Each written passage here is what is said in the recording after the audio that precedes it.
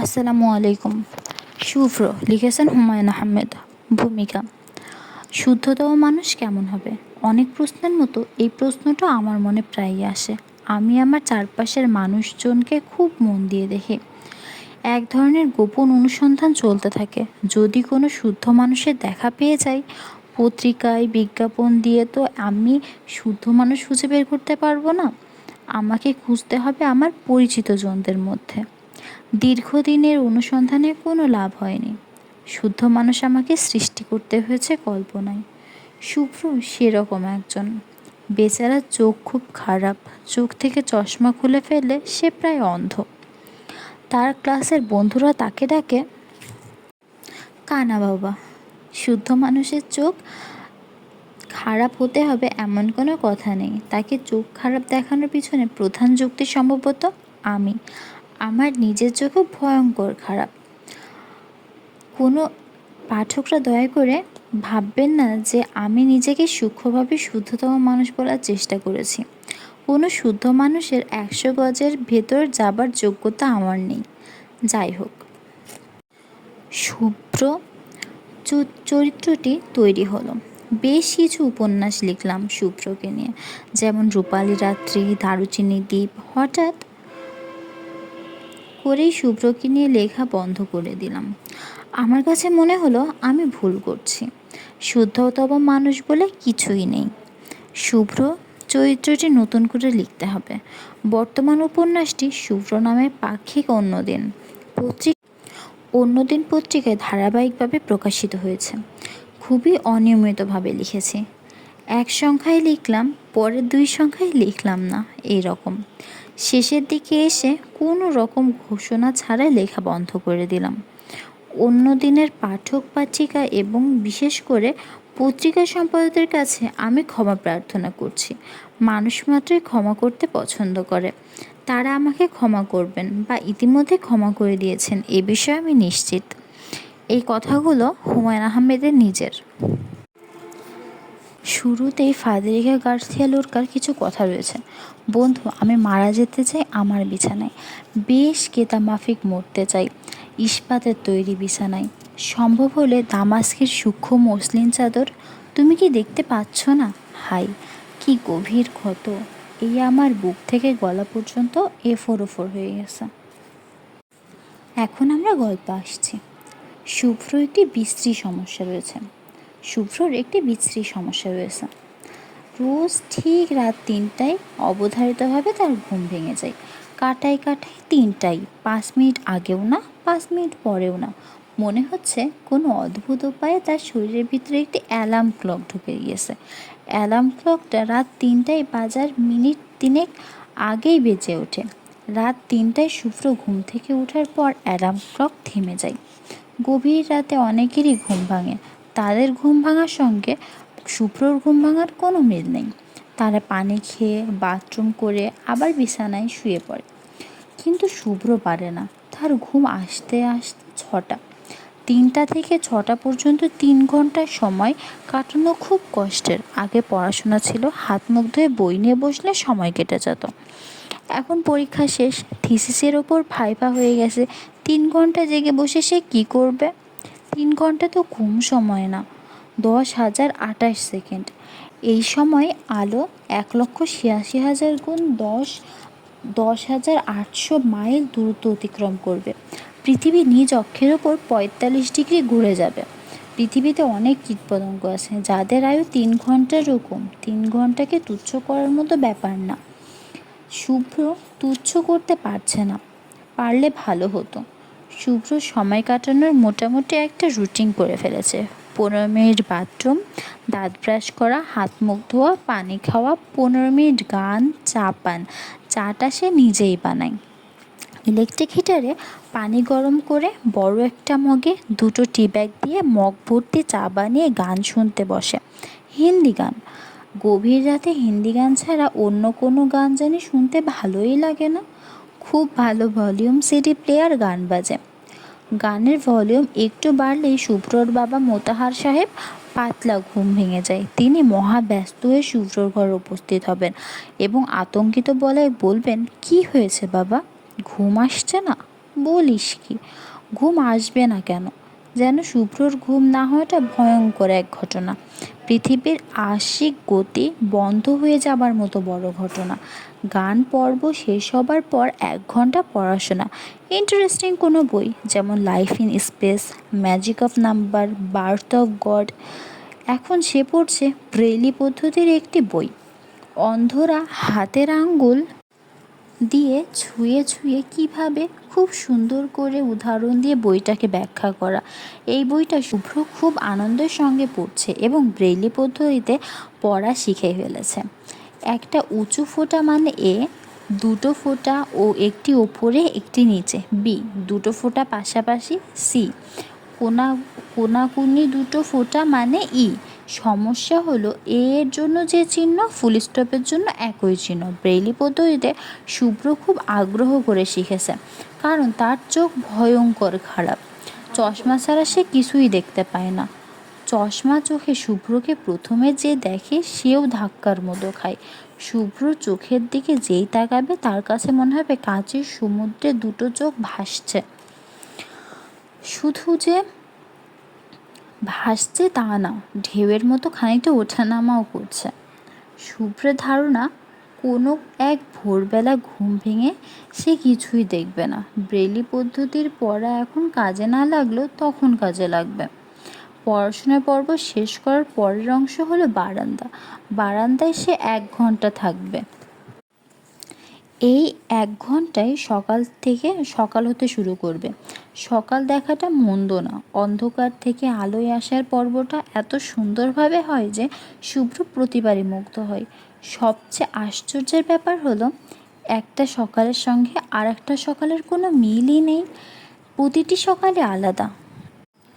সকাল হওয়া দেখে শুভ্র আবারও বাথরুমে যায়, হাত মুখ ধুয়ে আবারও দাঁত ব্রাশ করে, তারপরে পাতলা চাদর গায়ে দিয়ে বিছানায় শুয়ে পড়ে। ঘুম আসতে তখন আর দেরি হয় না। আজ শুভ্রর ঘুম ভাঙলো 3টার আগে, 3টার অনেক আগে। সে দেয়াল ঘড়ির দিকে তাকিয়ে হতভম্ব। রাত বাজছে 12টা 10। সে ঘুমাতে গেছে 10টা 40-এ, অর্থাৎ সে মাত্র 1.5 ঘন্টা ঘুমিয়েছে। এর মধ্যে ঘুম ভেঙে গেল। কারণটা কি? শরীরের ভেতরে অ্যালার্ম ক্লকে কোনো গণ্ডগোল হয়েছে?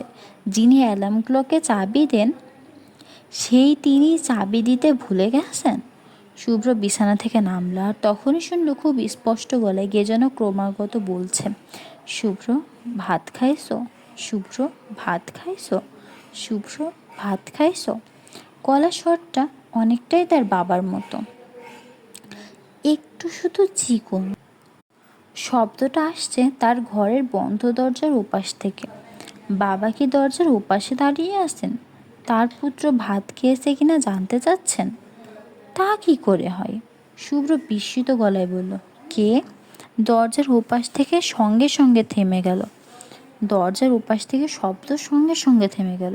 ভৌতিক কিছু কি না, কি হঠাৎ ঘুম ভাঙার কারণে শুভ্রর মাথা এলোমেলো হয়ে গেছে। হ্যালুসিনেশন হচ্ছে। শব্দের হ্যালুসিনেশন। শরীরে হঠাৎ করে অক্সিজেনের অভাব হলে হ্যালুসিনেশন হয়। দরজা জানলা বন্ধ করে শোয়ায় গিয়ে অক্সিজেনের ঘাটতি করলো? তা তো হবার কথা না। শুভ্র বাথরুমে ঢুকলো। চোখে মুখে পানি দিয়ে বাথরুম থেকে বেরোবার সঙ্গে সঙ্গে আবারও সেই ব্যাকুল জিজ্ঞাসা, শুভ্র ভাত খাইছো? শুভ্র ভাত খাইছো? শুভ্র মা বলে আতঙ্কিত শব্দ করলো। সঙ্গে সঙ্গে দরজায় ধাক্কা দিয়ে শুভ্রর মা জাহানারা বললেন, ও খোকন, আমি এখানে। ভয় পেয়েছিস? দরজা খোল। শুভ্র হড়বড় করে বলল, মা কে যেন কথা বলছে। জাহানারা বললেন, দরজা খোল খোকন, আমি ভয় ভাঙিয়ে দিচ্ছি। শুভ্র দরজা খুলছে না, বিড়বিড় করছে। অস্পষ্টভাবে সে মাকে ডাকছে। তার পা কাঁপছে, চোখের দৃষ্টি ঘোলাটে হয়ে আসছে। জাহানারা ব্যাকুল গলায় বললেন, ও খোকন, ভয়ের কিছু নেই। এটা একটা ময়না পাখি, তোর বাবা এনেছে। দরজা খোল বোকা। দরজা খুলে শুভ্র বের হয়ে মাকে দেখল। খাঁচার হাতে তিনিই দরজার সামনে দাঁড়িয়ে আছেন। ছেলে প্রচণ্ড ভয় পেয়েছে, এই জন্য তিনি খুবই বিব্রত। জাহানারা বললেন, এত ভয় পেয়েছিস কেন রে বোকা? ইস, মুখ টুক শুকিয়ে কী হয়েছে? এই দেখ ময়না। কথা বলা ময়না। ময়না কথা বলছিল। শুভ্র ময়নার দিকে তাকালো। ময়না যন্ত্রের মতো বলল, শুভ্র ভাত খাইছো? শুভ্র ভাত খাইছো? জাহানারা ছেলের হাত ধরলেন এবং কপালের উত্তাপ পরীক্ষা করলেন। ভয়ে ছেলের জ্বর এসে যায়নি তো? জ্বর দেখার কাজটা তিনি সবসময় করেন। জ্বর থাকলেও করেন, না থাকলেও করেন। অনেক দিনের অভ্যাস থেকে এরকম হয়েছে। ছোটবেলায় শুভ্রর হঠাৎ করে জ্বর আসতো। ছেলে দিব্যি নিজের মতো হাসছে খেলছে। কপালে হাত দিলে দেখা যেত আকাশ পাতাল জ্বর। জাহানারা কোমল গলায় বললেন, খুব ভয় পেয়েছিলে? শুভ্র হ্যাঁ সূচক মাথা নাড়ালো। বাড়াবাড়ি রকমের ভয় পাওয়ায় তার একটু লজ্জার মতো লাগছে। জাহানারা বললেন, তুই কি ভেবেছিলি? ভূত? কিছু ভাবিনি, তবে ভয় পেয়েছি। তোর বাবা 3 মাস আগে ময়নাটা কিনেছে, অফিসে রেখে কথা শিখিয়েছে। আমাকে বলেছে ঠিক যেন 12টা 1 মিনিটে পাখিকে নিয়ে তোর দরজার সামনে দাঁড়াই। আমি তাই করলাম। তুই এত ভয় পাবি বুঝতে পারিনি। শুভ্র ময়নার খাঁচার সামনে বসে পড়েছে। পাখিটা অবিকল তোর বাবার কথায় তার বাবার গলায় কথা বলছে। ময়না শুভ্র ময়নার খাঁচার সামনে বসে পড়েছে। পাখিটা অবিকল তার বাবার গলায় কথা বলছে। কি বিস্ময়কর ঘটনা! জীবন্ত ভয়েস রেকর্ডার। খোকন, মা ময়না পছন্দ হয়েছে? পছন্দ হয়নি। খাঁচায় বন্দি পাখি দেখতে খারাপ লাগে, তবে অদ্ভুত লাগছে। মা ময়না পাখি কি যা শোনে তাই বলতে পারে? হ্যাঁ পারে। তুই মজার মজার কথা শিখাবি, ও সুন্দর করে বলবে। আমি শুধু টকিং বার্ডের কথা শুনেছি, এই প্রথম ওদেরকে কথা বলতে শুনলাম। ব্যাপারটা যে এত ইন্টারেস্টিং হবে জানতাম না। বাবার গলাটা তো খুব সুন্দর নকল করেছে। তুই খুশি হয়েছিস শুভ্র? শুভ্র অবাক হয়ে বলল, খুশি হব না কেন? তোর একটা শখের জিনিস তোর বাবা তোকে প্রজেক্ট করলো, এই জন্য। হ্যাঁ খুশি হয়েছি। জাহানারা ছেলের দিকে তাকিয়ে রহস্যপূর্ণ গলায় বললেন, খোকন বল তো, ঠিক 12টা 1 মিনিটে তোর ঘরের দরজার সামনে কেন দাঁড়িয়েছিলাম? দেখি তুই বলতে পারিস কি না।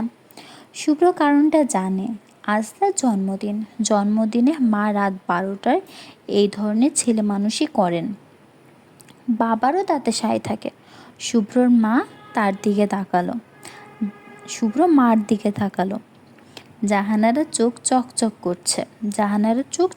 করছে। শুভ্র জানে মা জন্মদিনের খবরটা দিয়ে তাকে চমক দিতে যাচ্ছেন। মাকে এই আনন্দের থেকে বঞ্চিত করা ঠিক হবে না। জাহানারা আবার বললেন, কী রে, জানিস কেন রাত 12টা 1 মিনিটে তোর ঘরের সামনে দাঁড়িয়েছিলাম? জানি না। আরে বোকারাম, আজ তোর জন্মদিন। আচ্ছা, তুই সব সময় নিজের জন্মদিন ভুলে যাস কেন? গতবারও ভুলে গেলি। তোর সব কিছু মনে থাকে আর জন্মদিন মনে থাকে না? অন্যদিন রাত 11টার সময় ঘুমোতে যাস, আজ ঘুমোতে গেলি 10:30টায়।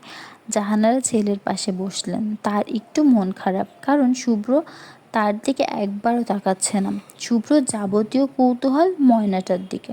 শুভ্র বলল, ময়নাটা আর কোনো কথা জানে না? আমি তো একটা কথাই বারবার শুনেছি। কি অদ্ভুত ব্যাপার, তাই না? এই পাখিটা অবিকল মানুষের গলায় কথা বলছে। শুভ্রর কথার মাঝখানে পাখি বলল, শুভ্র ভাত খাইছো? শুভ্র ভাত খাইছো? শুভ্র বিস্ময় গলায় বলল, শুভ্রের মতো যুক্তাক্ষর কত স্পষ্ট করে বলছে, দেখছো মা? কোনো রকম সমস্যা হচ্ছে না। একজন আমেরিকান বা বিদেশি সাহেব 2-3 বছর চেষ্টা চরিত্র করার পরেও শুভ্র বলতে পারবে না, বলবে শুভ্রু। জাহানারা বললেন, তোর পাখি সাহেবদের চেয়েও সুন্দর করে শুভ্র বলছে ঠিকই, কিন্তু খাইসো শুনতে বিশ্রী লাগছে না? তোর বাবা ইচ্ছা করলেই খাইসো না শিখিয়ে খেয়েছো শেখাতে পারতো। তোর বাবার গ্রাম্যতা দূর হলো না। ময়না যখন কথা বলে তখন মনে হয় কাজের বুয়া কথা বলছে। সুন্দর কিছু শেখাবে, তা না। শুভ্র বলল, ভাত খাইছো শুনতে আমার কাছে খারাপ লাগছে না। মিথ্যা করে হলেও মনে হচ্ছে পাখিটা আর মিথ্যা করে হলেও মনে হচ্ছে পাখিটা আমার ব্যাপারে কনসার্ন। আমি ভাত খেয়েছি কিনা তা জানতে চাচ্ছে। তোর বাবাকে থ্যাঙ্কস দিবি না? বাবা জেগে আছেন? হ্যাঁ জেগে আছে, তোর হ্যাপি বার্থডে বলার জন্য জেগে আছে। তার শরীরটা অবশ্য খারাপ, জ্বর এসছে, ঘুমিয়ে পড়লে ভালো করতো। বাবাকে ঘুমিয়ে পড়তে বলো মা, আমি সকালে থ্যাঙ্কস দিব। তোর জন্য জেগে বসে আছে, তুই সকালে থ্যাঙ্কস দিবি? এটা কোনো কথা? অসুস্থ একজন মানুষ অপেক্ষা করে বসে আছে, আর আমি নিজেও তো তোর জন্য কাউনের চালের পায়েস বানিয়েছি। আয় সবাই মিলে পায়েস খাবো।